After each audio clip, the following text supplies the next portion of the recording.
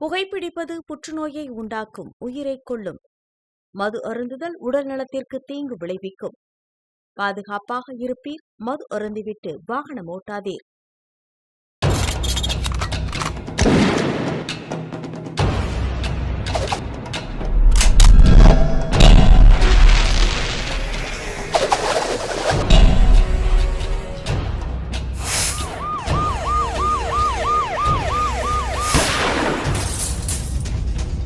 கோப்பியம், உண்மையும் பின்னணியும். முதியவர்களின் பாதுகாப்பை கேள்விக்குறியாக்கி வரும் விதமாக வீடுகளில் தனியாக வசித்து வரக்கூடிய முதியவர்களை குறி வச்சு கொள்ளையர்கள் கொள்ளையடித்து வரக்கூடிய சம்பவங்கள் அதிகரித்து வரக்கூடிய நிலைமையில சேலம் சூரமங்கலத்தில் வயது முதிர்ந்த தம்பதிகளை வீட்டுக்குள்ள புகுந்து கொடூரமாக கொலை பண்ணிட்டு நகைகளை பறித்து சென்ற பகீர் சம்பவத்தில் இருக்கக்கூடிய உண்மை என்ன, அதனுடைய பின்னணி என்னங்கிறத இப்ப பார்க்கலாம். முதியவர்களின் பாதுகாப்பை கேள்விக்குறியாக்கி வரும் விதமாக வீடுகளில் தனியாக வசித்து வரும் முதியவர்கள் கொள்ளையர்களின் இலக்காகி வரும் சம்பவங்கள் அதிகரித்து வருவது பெரும் அதிர்ச்சியை ஏற்படுத்தியிருக்கிறது. இதுவரை கொங்கு மண்டலமான திருப்பூர், ஈரோடு ஆகிய மாவட்டங்களில் கைவரிசை காட்டி வந்த கொள்ளையர்கள் தற்பொழுது சேலத்தில் நிகழ்த்தியிருக்கும் கொடூரத்தில் மீண்டும் 2 முதியவர்கள் பலியாகி இருக்கும் சம்பவம் மேலும் அதிர்ச்சியை ஏற்படுத்தியிருக்கிறது. சேலம் சூரமங்கலத்தை அடுத்த ஜாகிர் அம்மாபாளையம் பகுதியை சேர்ந்தவர் பாஸ்கரன். அவரது வீட்டின் ஒரு பகுதியில் மளிகை கடை நடத்தி வந்துள்ளார். இந்நிலையில் மக்கள் நடமாட்டம் மிக்க வீடுகள் அடர்த்தியாக இருக்கும் அந்த பகுதியில் கடந்த ஞாயிற்றுக்கிழமை மதியம் அவர் கடையில் இல்லாததால் அவர் வீட்டில் இருக்கலாம் என்று எண்ணி வீட்டிற்குள் சென்று பார்த்தபொழுது வீட்டிற்குள் பாஸ்கரன் உயிருக்கு போராடி கொண்டிருந்த நிலையில் அவரது மனைவி வித்யாவும் இரத்த வெள்ளத்தில் சடலமாக கிடந்தார். இதை கண்டு அதிர்ச்சியடைந்த அந்த பகுதி மக்கள் உடனடியாக இது குறித்து போலீசாருக்கு தகவல் தெரிவித்தனர். இதையடுத்து தகவலின் அடிப்படையில் சம்பவ இடத்திற்கு வந்த சூரமங்கலம் போலீசார் பலத்த காயத்துடன் இருந்த பாஸ்கரனையும் அவரது மனைவி வித்யாவின் சடலத்தையும் மீட்டு சேலம் அரசு மருத்துவமனைக்கு கொண்டு சென்றனர். ஆனால் அவர் செல்லும் வழியிலேயே உயிரிழக்கவே இருவரின் உடலையும் பிரேத பரிசோதனைக்காக அனுப்பி வைத்தனர்.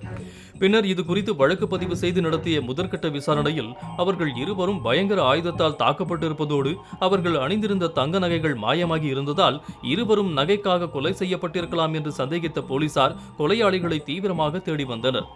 அப்போது அந்த பகுதியில் பொருத்தப்பட்டிருந்த சிசிடிவி காட்சிகளை ஆய்வு செய்த பொழுது அந்த பகுதியில் ஒரு நபர் மிகவும் பதற்றத்துடன் கைகளில் இரத்தக்கரையுடன் அங்கும் இங்கும் நடமாடிக் கொண்டிருந்தது பதிவாகி இருந்தது.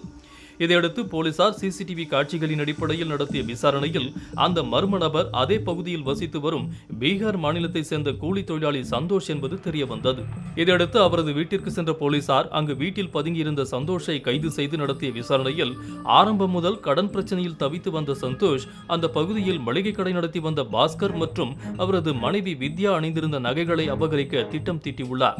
அதன்படி சம்பவத்தன்று கடைக்கு சென்ற சந்தோஷ் முதலில் வீட்டிற்கு சென்று சுத்தியலால் வித்யாவின் தலையில் அடித்து கொலை செய்துவிட்டு அவர் அணிந்திருந்த தங்க நகைகளை அபகரித்துள்ளார். அப்போது வீட்டின் உள்ளே மனைவி வித்யாவின் அலறல் சத்தத்தை கேட்ட பாஸ்கரன் வீட்டிற்குள் ஓடியுள்ளார். அப்போது சந்தோஷ் பாஸ்கரனையும் அவரது தலையிலேயே அடித்து கொலை செய்துவிட்டு நகைகளை அபகரித்து சென்றது தெரிய வந்தது. இதையடுத்து சந்தோஷை கைது செய்து அவர் மீது கொலை வழக்கு பதிவு செய்து நீதிமன்றத்தில் ஆஜர்படுத்தி சிறையில் அடைத்தனர். இந்த சம்பவம் அந்த பகுதியில் பெரும் அதிர்ச்சியை ஏற்படுத்தியிருக்கிறது. போலீசாரும் என்னதான் கொள்ளையர்களை தீவிரமாக தேடிட்டு இருந்தாலும் கூட, கைது பண்ணாலும் கூட, முகமறிந்த அக்கம்பக்கத்தில் இருக்கிறவங்களே முதியவர்களுக்கு எமராக மாறக்கூடிய சம்பவங்கள் போலீசாரால் முன்கூட்டியெல்லாம் கண்டுபிடிச்சு அதை தடுக்க முடியாது. அதனால் முடிஞ்ச வரைக்கும் வீடுகளில் சிசிடிவி கேமரா பொருத்தியும் பாதுகாப்பு அம்சங்களை அதிகப்படுத்தியும் நம்முடைய பாதுகாப்பை நாம தான் உறுதி பண்ணிக்கணும் அப்படிங்கிற ஒரு காலகட்டத்துக்கு நம்ம வந்துட்டோம் அப்படிங்கிறதா உண்மை. மீண்டும் அடுத்த கோப்பியம் நிகழ்ச்சியில் உங்களை எல்லாம் சந்திக்கிறேன். அதுவரை உங்களிடமிருந்து விடை பெறுபவர் சிவகுமார்.